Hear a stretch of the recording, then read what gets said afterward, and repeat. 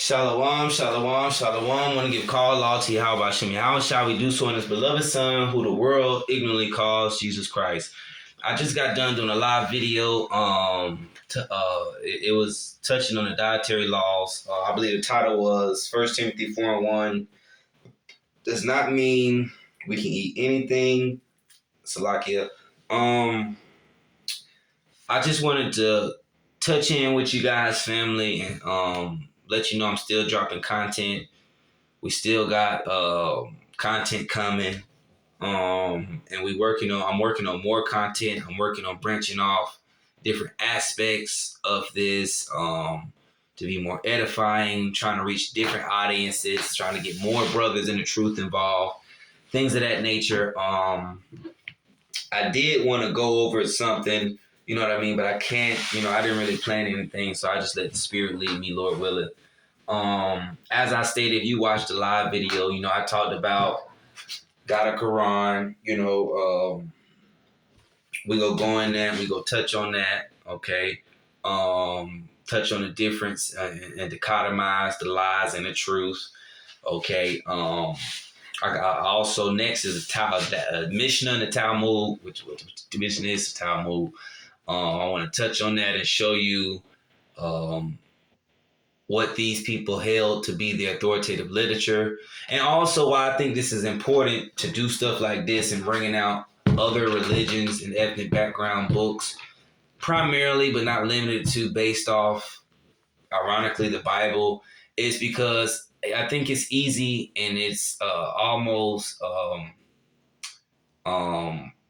impossible for us to point out the confusion and the deliberate misconceptions that's been placed to cause confusion. And you get to see how our people think the way they think. You get to understand the origin of Islam and how it affected our people and when it affected our people. And you just get to really resonate with these things and see these things, even with the Talmud. You get to go in there and see why they believe the things they believe about us primarily, and in life you get to see how do they hold some standpoints, how they hold to life standpoints consciously. Their books, all this what they consider authoritative literature, pushes that, and they take hold of that. These people really, a lot of these people really believe in these books. You know what I mean? Unlike us, these people grew up with these things. They didn't have their identity ripped for them. They didn't have their heritage ripped for them. So, you get to see how imperative this is to them. And we just bring it out where it makes sense, basically. As I stated before, the unholy Quran condones domestic violence.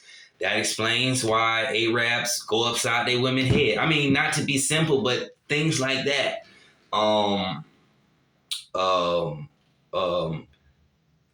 Amalek, which is the biblical name for the white man, but distinctly for the fake Jews, they are known for bestiality and they're freaks. Their books talks about a Jewish mohel, which is a circumcision. It's called a mohel.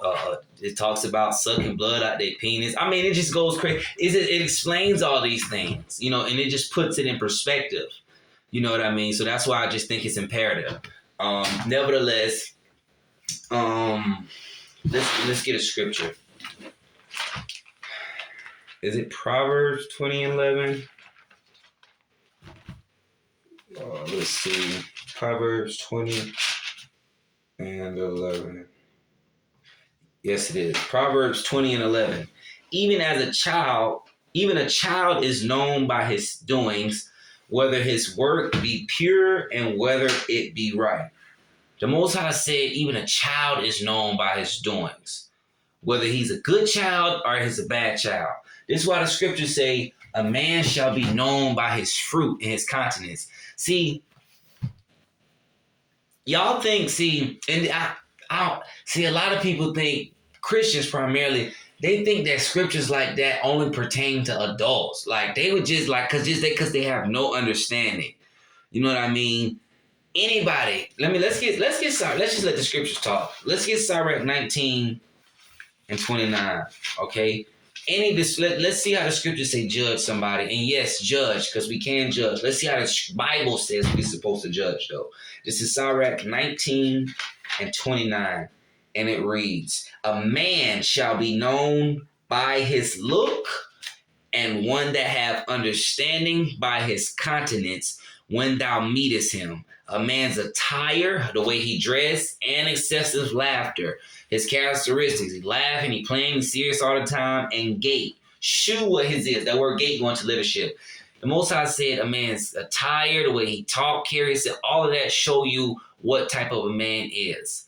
And it does. Now, I know a lot in this society, we don't, some of us don't intentionally judge, but we judge intentionally.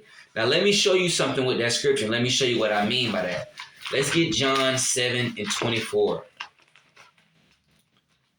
Okay. John 7, St. John 7 and 24. This is St. John chapter 7 and verse 24. Judge not according to appearance, but judge righteous judgment. Now, to a person that doesn't have an ear, it would sound like, oh, well, the scripture you just read kind of sound. No, it doesn't. John 7 and 24 says, judge not according to appearance, how you see somebody, but judge righteous judgment. Well, what is judging somebody according to the appearance? You see a man walking down the street and he got on a hat, a white t-shirt and some pants, and you just look at, and that man just walking, and he kind of got like a fierce countenance on his face, and he just walking, and you look at him and say, oh,